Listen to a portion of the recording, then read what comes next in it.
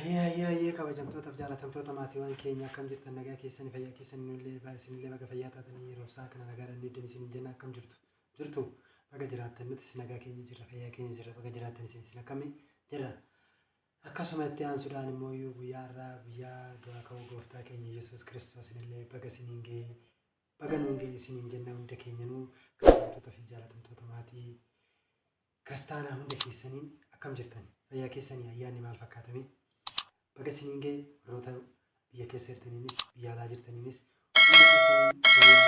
baga isiniin ga'ee isiniin jennaa. Baluun nageenya waaqayyoo isin haa gaafattu.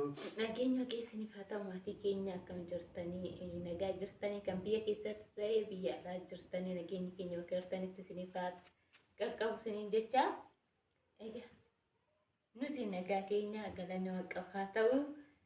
Baga du'aa ka'umsa gooftaa keenya Yesuus Kiristoos ayyaana Faasigaa baga geessan amantoota kiristaanaa hundumaa kan biyya keessas biyya ormaas jirtan baga isiniin ga'e ayyaana gaarii kan jaalalaa kan gammachuu kan tokkummaa kan walii galtee nuuf haa ta'u isiniin jenna.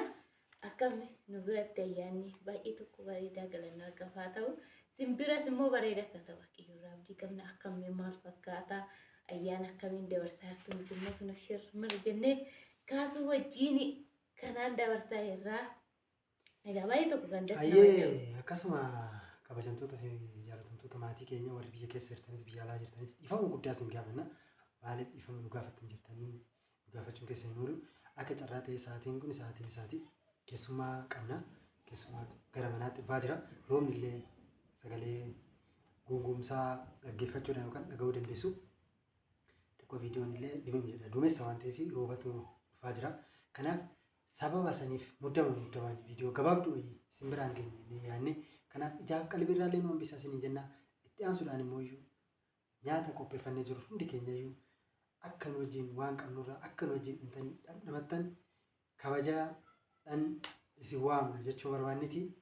Kanaaf isin jaalannaa isin kabajnaa ayyaanni kun ayyaana jaalalaa ayyaana kabajaa ayyaana milkaa'inaa ayyaana bara kana qofa bicha wajjin dabarsinu osoo hin taane kan bara dhufullee waaqayyootti nu ceesisu hunda keenyaaf haa ta'u isin jechaa biyya keenya biyya jaalalaa biyya araaraa waaqayyo nuuf haa godhu warroonni biyya ormaa jirtan waggaa dhangalaa yookaan immoo hin galleettanii warroonni karoorfattanis waaqayyo nagaadhaan gara biyya keessanii isin haa galchu isin jecha. Akkuma kaasuun jedhee keessummaa qabnaa kanatti muddamaa sagalee isin waraabna yoo danda'ame jechuudha viidiyoo irratti baay'ee figaadha jabaan ta'anii jechuudha namni waraabuu fi kanaaf yoo danda'ame sagalee viidiyoo isin waraabna egaa waan hundaa qopheessinee jirra waan nu hafe bunnis hundumtuu qophaa'ee jira keessummaa eegaa jirra jechuudha egaa waan qopheessinee hundumaa immoo viidiyoo simbira keenya akkasitti nutti fuubaatanii egaa naaf kaasuu bicha waan ta'eef hojii baay'ee tokko nu muddaa.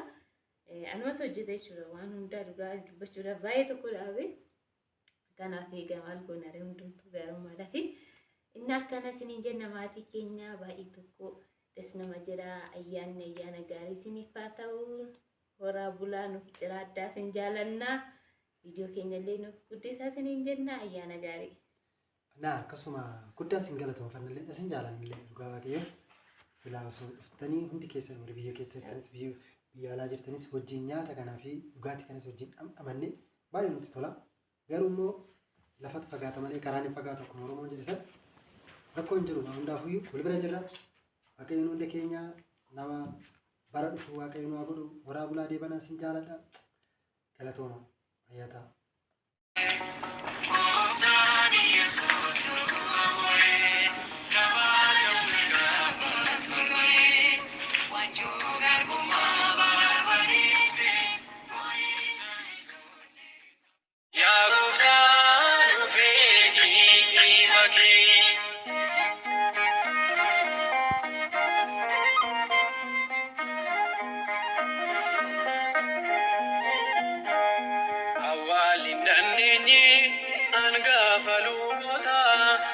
Yesus Kristus mooticha mootota kabaja guddaadhaan innoo du'aa ka'ee ilmaan addaa hundaaf nageenyatu bu'ee gaara keenyatti ergi kee yaa gooftaa nuuf ergi ifa kee eeyyee gaara keenyatti ergi ifa kee yaa gooftaa nuuf ergi ifa kee.